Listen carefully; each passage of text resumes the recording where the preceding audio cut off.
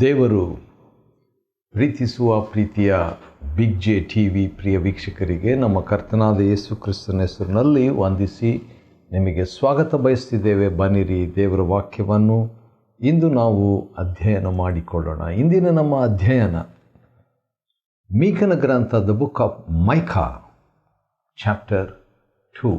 Micah ಅಂತ ಹೇಳಿದರೆ ಯೆಹೋವನ ಹಾಗೆ ಇರುವಂಥವರು ಯಾರು?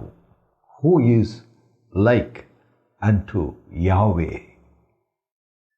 ಹಾಗಾದರೆ ಆ ಪ್ರಶ್ನೆ, ಆ ಹೆಸರು, ಪ್ರವಾದಿಯ ಹೆಸರು ಏನು ತೋರಿಸ್ತದೆ ಅಂದರೆ, ದೇವರು ಅನುಪಮನಾಗಿರುತ್ತಾನೆ. ಅಂದರೆ ಭಾಳ ವ್ಯತ್ಯಾಸ ವ್ಯಕ್ತಿಯಾಗಿರ್ತಾನೆ. ಅಂದರೆ ಆತನು ಸರಿಸಾಟಿ ಇಲ್ಲದ ವ್ಯಕ್ತಿಯಾಗಿದ್ದಾನೆ ಅಂತ ಹೇಳ್ಬಿಟ್ಟು. ಆದ ಕಾರಣ ಈ ಒಂದೊಂದು ಅಧ್ಯಾಯಗಳಲ್ಲಿ, ಮೀಕನ ಗ್ರಂಥದ 7 ಅಧ್ಯಾಯಗಳಿವೆ. ಈ ಒಂದೊಂದು ಅಧ್ಯಾಯಗಳಲ್ಲಿಯೂ ಕೂಡ ನಾವೇನು ನೋಡ್ತೀವಿ? ದೇವರ ಅನುಪಮತನವನ್ನು ನೋಡ್ತೇವೆ.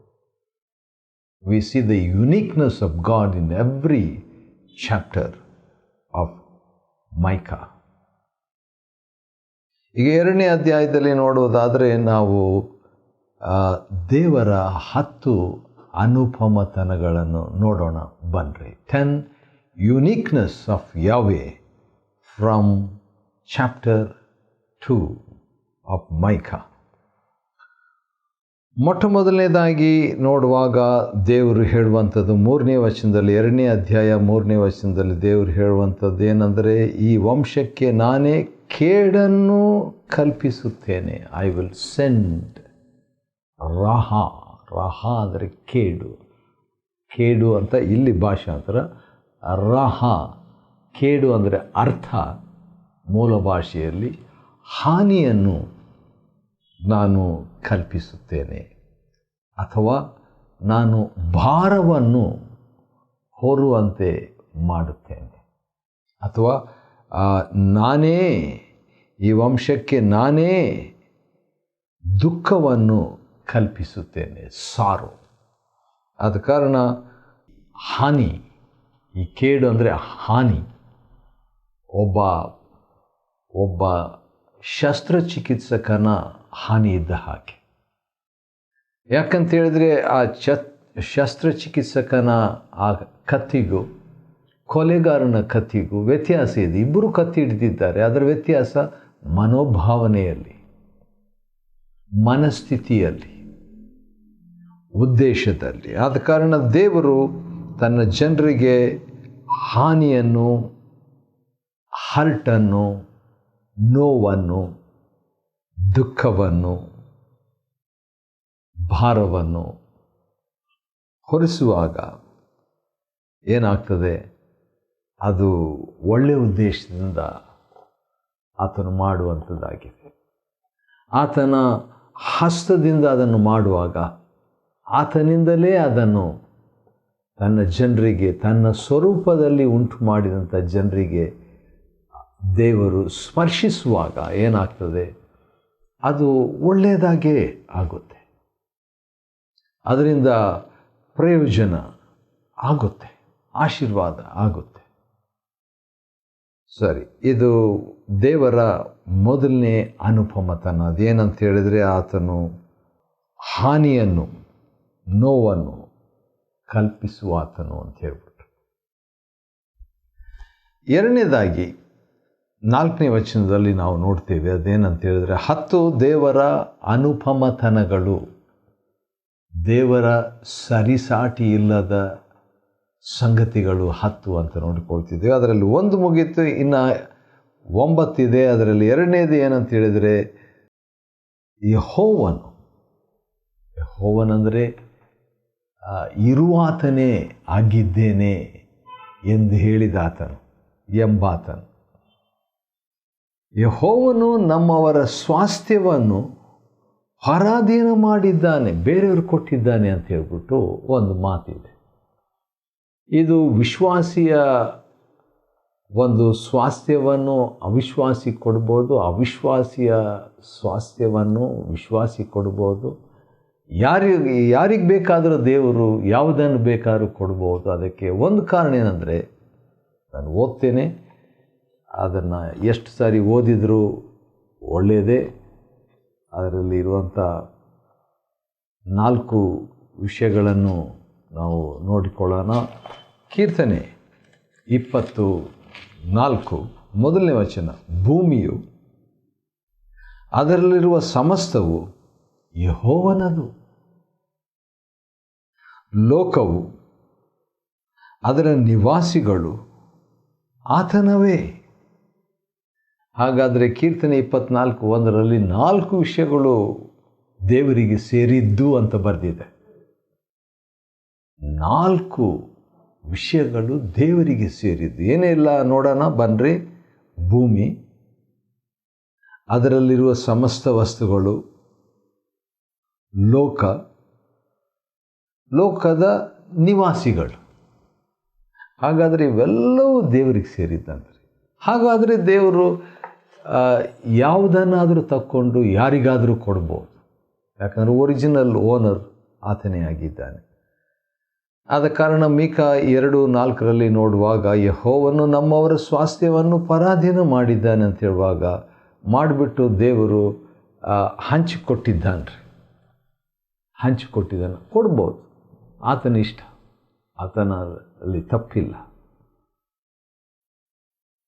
ಯಾರೋ ಒಬ್ಬ ದೇವ್ರ ಸೇವಕರು ಹೇಳಿದರು, ಸ್ವಂತ ಮನೆಯಲ್ಲಿದ್ದಾರೆ ಅವರು, ಆದರೆ ಅವರು ಹೇಳಿದರು, ನನ್ನ ಹೆಸರಿನಲ್ಲಿ ಸರ್ಕಾರಕ್ಕೋಸ್ಕರವಾಗಿ ನನ್ನ ಹೆಸರಿನಲ್ಲಿ ಮನೆ ಇದೆ, ಆದರೆ ಇದನ್ನು ದೇವರು ನನಗೆ ಬಾಡಿಗೆಗೆ ಅಂತ ಕೊಟ್ಟಿದ್ದಾರೆ. ಯಾಕಂದರೆ ಓನರ್ ಅವರೇ, ನಾನು ಅದನ್ನು ಬಾಡಿಗೆಯಾಗಿ ಇರುವಂತೆ ಅಲೋ ಮಾಡಿದ್ದಾರೆ, ಅದಕ್ಕಾಗಿ ಅವರಿಗೆ ಸ್ತೋತ್ರವಾಗಲಿ ಎಂಬುದಾಗಿ ನನ್ನ ಆತ್ಮಿಕ ನಾಯಕರು, ಆತ್ಮಿಕ ತಂದೆ ಆ ಮಾತು ಹೇಳಿದ್ದು ನೆನಪಿಗೆ ಬಂತು.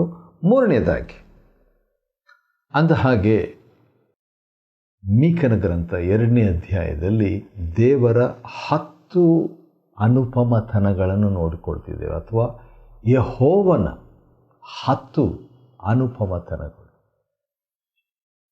ಎಂಥವನಾಗಿರುವೆನೋ ಅಂಥವನಾಗಿರುವೆನು ಎಂಬಾತನ 10 ಅನುಪಮತನಗಳಲ್ಲಿ ಮೊದಲನೇದು ಏನಂತ ಹೇಳಿದರೆ ದೇವರು ಹಾನಿ ಮಾಡುವಂಥದ್ದು ಉದ್ದೇಶಪೂರ್ವಕವಾಗಿ. 2ನೇದು ನಮ್ಮ ಸ್ವಾಸ್ಥ್ಯವನ್ನು ಆತನು ಹಂಚಿಕೊಡ್ತಾನೆ, ಕಾರಣ ಆತನು ಒರಿಜಿನಲ್ ಓನರ್. 2ನೇ ಅಧ್ಯಾಯ 5ನೇ ವಚನದಲ್ಲಿ 3ನೇ ದೇವರ ಅನುಪಮತನವನ್ನು ನಾವು ನೋಡ್ಬೋದು. ಏನಿದೆ ನೋಡೋಣ ಬನ್ನಿರಿ. ಯೆಹೋವನ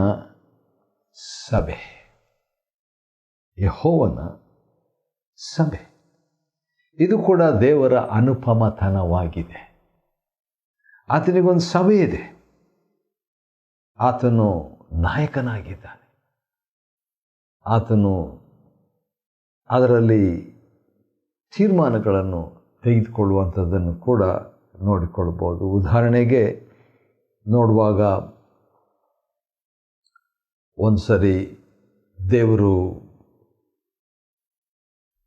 ಈ ರೀತಿಯಾಗಿ ಒಂದು ಸಮ್ಮೇಳನವನ್ನು ಇಟ್ಕೊಂಡಿದ್ದಾಗ ಸೈತಾನನು ಆ ಸಮ್ಮೇಳನಕ್ಕೆ ಬರ್ತಾನೆ. ಯೋಬನ ಗ್ರಂಥದಲ್ಲಿ ಅದನ್ನು ನೋಡ್ತೀವಿ.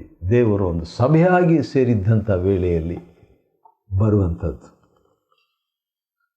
ಅದೇ ರೀತಿಯಾಗಿ 2-3 ಕಡೆಗಳಲ್ಲಿ ಕೂಡ ಅದನ್ನು ನಾವು ನೋಡ್ತೇವೆ. ದೇವರ ಸಭೆ ಅಂತ ಹೇಳುವಾಗ ಪರಲೋಕದಲ್ಲಿ ದೇವರ ಒಂದು ಸಭೆ ಇದೆ, ಇಹಲೋಕದಲ್ಲಿ ಕೂಡ ದೇವರ ಸಭೆಗಳು ಇವೆ. ಇದು ದೇವರ ಅನುಪಮತನ, ಸ್ಪೆಷಲ್, ಇದು ವಿಶೇಷವಾದದ್ದು. 4ನೇದಾಗಿ ಮೀಕಾ 2ನೇ ಅಧ್ಯಾಯ 7ನೇ ವಚನದಲ್ಲಿ, ಯಾಕೋಬ್ ವಂಶವೇ, ಯೆಹೋವನ ಸ್ವಭಾವವು ಹಿಡಿತವಾದದ್ದೋ, ಇಂಥ ಕೃತ್ಯಗಳು ಆತನವೋ ಎಂದು ಯಾಕೆ ಅಥವಾ ಏಕೆ ಹೇಳುತ್ತಿ. ದೇವರ ಸ್ವಭಾವ, ಅದರ ಬಗ್ಗೆ ಕೂಡ ಅನುಪಮತನ. ದೇವರು ತನ್ನ ಸ್ವಭಾವದಲ್ಲಿ ನೋಡುವಾಗ ಮೋಶೆಗೆ ತನ್ನ ಸ್ವಭಾವವನ್ನು ವ್ಯಕ್ತಪಡಿಸಿದ್ದು ನನಗೆ ನೆನಪಿಗೆ ಬರುತ್ತಿದೆ. ಯಾಕಂತ ಹೇಳಿದರೆ ಮೋಶೆ ದೇವರ ಸನ್ನಿಧಾನದಲ್ಲಿ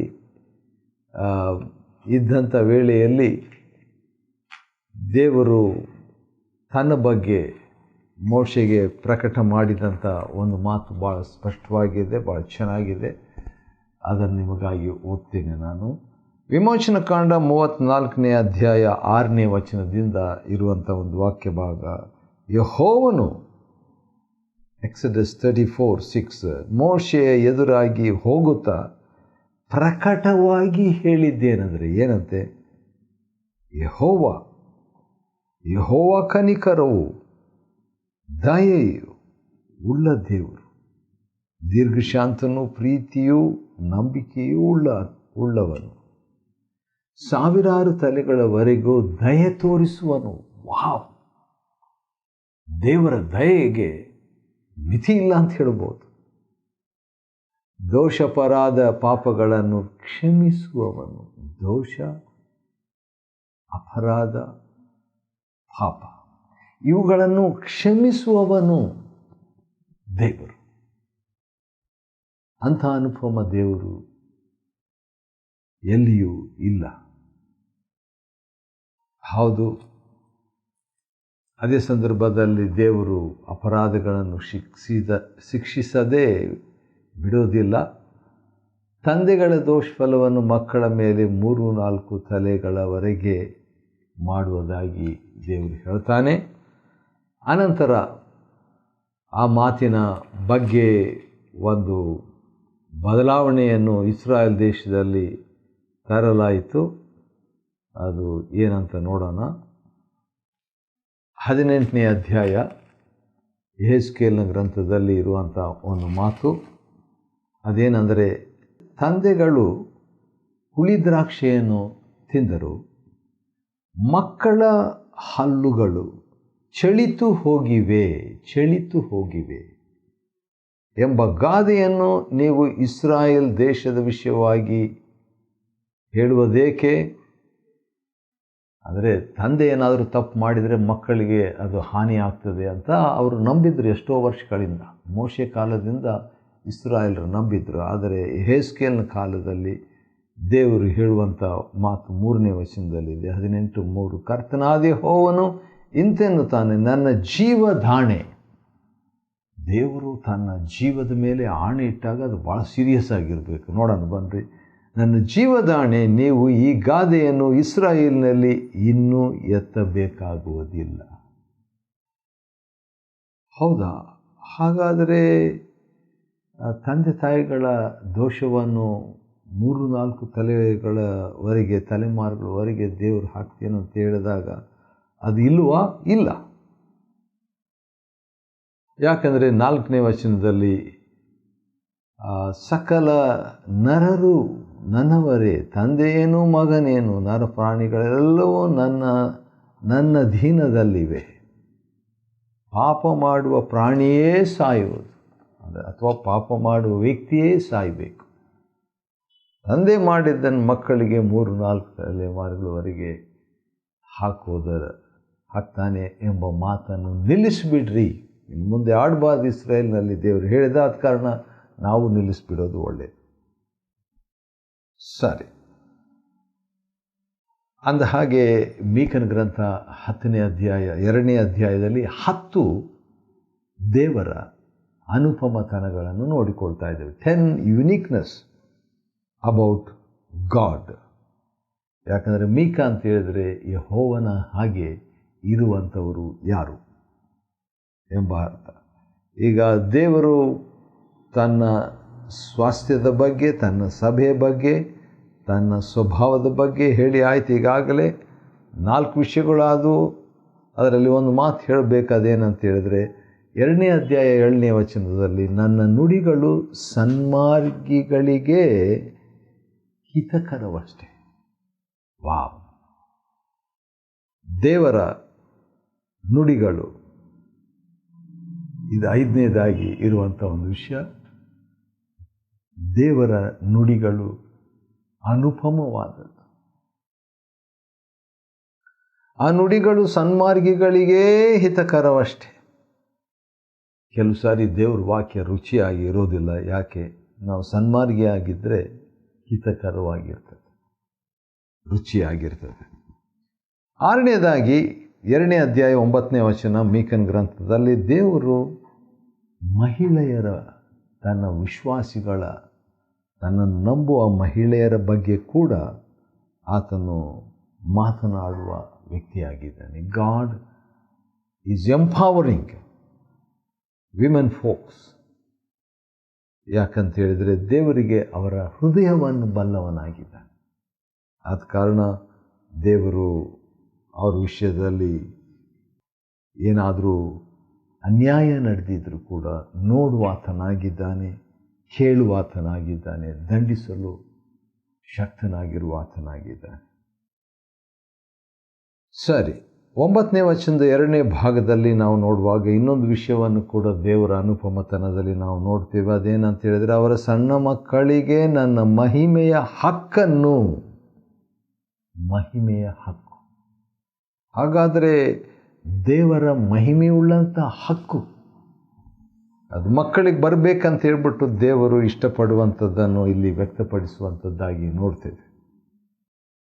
2ನೇ ಅಧ್ಯಾಯ 12ನೇ ವಚನದಲ್ಲಿ ನೋಡುವುದಾದರೆ ದೇವರು ಯಾವ ರೀತಿಯಾಗಿ ಆ ದೇವಜನರನ್ನು ಕೂಡಿಸುವುದಾಗಿ ಹೇಳುವಂಥದ್ದನ್ನು ನೋಡ್ತೀವಿ. ದೇವರು ಅವರನ್ನು ಕೂಡಿಸುವುದಾಗಿ, ಸೇರಿಸುವುದಾಗಿ, ಒಟ್ಟು ಈಡು ಮಾಡುವುದಾಗಿ, ಗುಂಪು ಗುಂಪಾಗಿ, ಅದರ ಬಗ್ಗೆ ನಾವು ನೋಡ್ತೀವಿ. ಅದು ಆತನ ಅನುಪಮ ಕಾರ್ಯ.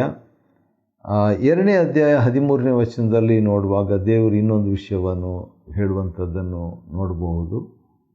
ಅದೇನಂತ ಹೇಳಿದರೆ, ಕೊನೆಯ ಭಾಗ ಈ ರೀತಿಯಾಗಿದೆ, ಅವರ ಅರಸನು ಅವರ ಮುಂದೆ ತೆರಳಿದ್ದಾನೆ. ಮೆಸ್ಸಿಯನ ಕುರಿತಾಗಿರುವಂಥ ಒಂದು ಪ್ರವಾದನೆ ಇದೆ. 2ನೇ ಅಧ್ಯಾಯ 13ನೇ ವಚನ ಮೀಕನ ಗ್ರಂಥ. ಆ ರೀತಿಯಾಗಿ ಹೇಳಿಬಿಟ್ಟು ದೇವರು ಇನ್ನೊಂದು ಮಾತು ಕೊನೆಯದಾಗಿ ಹೇಳುವಂಥದ್ದನ್ನು ಗಮನಿಸಬಹುದು. ಅದೇನೆಂದರೆ, ಯೆಹೋವನು ಅವರ ಮುಂಭಾಗದಲ್ಲಿ ನಡೆಯುತ್ತಿದ್ದಾನೆ. ಸಾಮಾನ್ಯವಾಗಿ ಯೆರೂಸಲೇಮಿನಲ್ಲಿ ಮುಂಭಾಗದಲ್ಲಿ ಕುರುಬರು ನಡೀತಾ ಇದ್ದಾಗ ಕುರಿಗಳು ಹಿಂದೆ ಬರ್ತಾ ಇರ್ತವೆ. ಹಾಗಾದರೆ ಅದೇನು ತೋರಿಸ್ತದೆ? ದೇವರ ನಡೆಸುವಿಕೆಯನ್ನು ತೋರಿಸ್ತದೆ. ಗಾಡ್ಸ್ ಲೀಡರ್ಶಿಪ್, ನಾಯಕತ್ವವನ್ನು, ಗೈಡೆನ್ಸ್, ನಡೆಸುವಿಕೆಯನ್ನು ತೋರಿಸುವಂಥದ್ದಾಗಿದೆ. ಈ ರೀತಿಯಾಗಿ ನಾವು 10 ವಿಷಯಗಳನ್ನು ನಾವು ನೋಡಿಕೊಂಡಿದ್ದೇವೆ. ಆದ ಕಾರಣ ದೇವರ ಅನುಪಮತನ ಅದು ಕ್ರಿಸ್ತನನ್ನು ಒಳಪಟ್ಟಿದೆ, ಅಂದರೆ ಮೆಸ್ಸಿಯನನ್ನು, ವಾಕ್ಯವನ್ನು ಒಳಪಟ್ಟಿದೆ, ದೇವಾಲಯವನ್ನು ಒಳಪಟ್ಟಿದೆ, ಹಕ್ಕನ್ನು ಒಳಪಟ್ಟಿದೆ. ಇವೆಲ್ಲವೂ ಕೂಡ ಅನುಪಮನಾದ ದೇವರು ನಮಗೆ ಕೊಡುವುದಕ್ಕೆ ಮನಸ್ಸು ಮಾಡಿಕೊಂಡಿದ್ದಾನೆ. ಈ ಬಗ್ಗೆ ಪ್ರವಾದಿ ಒಂದು ಮಾತು ಹೇಳಿದ್ದನ್ನು ಗಮನಿಸಬಹುದು. ಅದೇನಂತ ಹೇಳಿದರೆ, ಆ ದೇವರು 2ನೇ ಅಧ್ಯಾಯ ಈ ರೀತಿಯಾಗಿದೆ, ದೇವರು ಪ್ರೀತಿಸುವವರಿಗಾಗಿ ಸಿದ್ಧ ಮಾಡುವಂಥದ್ದು ಭಾಳ ಜನಗೆ ಗೊತ್ತಿಲ್ಲ. 1ನೇ ಕೊರಿಂಥ 2ನೇ ಅಧ್ಯಾಯ 9ನೇ ವಚನದಲ್ಲಿ, ಕಣ್ಣು ಕಾಣಲಿಲ್ಲ, ಕಿವಿ ಕೇಳಲಿಲ್ಲ, ಅದರ ಭಾವನೆಯೇ ಮನುಷ್ಯನ ಹೃದಯದಲ್ಲಿ ಹುಟ್ಟಲಿಲ್ಲ. ಅಷ್ಟೊಂದು ವಿಷಯಗಳು ದೇವರು ನಮಗಾಗಿ ಸಿದ್ಧಪಡಿಸಿದ್ದಾರೆ. ಅನುಪಮ ದೇವರು ಆತನು. ಮೀಕನ ಗ್ರಂಥ 2ನೇ ಅಧ್ಯಾಯವನ್ನು ಅಧ್ಯಯನ ಮಾಡಿಕೊಳ್ಳುವಂತೆ ದೇವರು ಕೊಟ್ಟ ಕೃಪೆಗಾಗಿ ಆತನಿಗೆ ಸ್ತೋತ್ರವಾಗಲಿ. ದೇವರು ನಿಮ್ಮನ್ನು ಆಶೀರ್ವದಿಸಲಿ.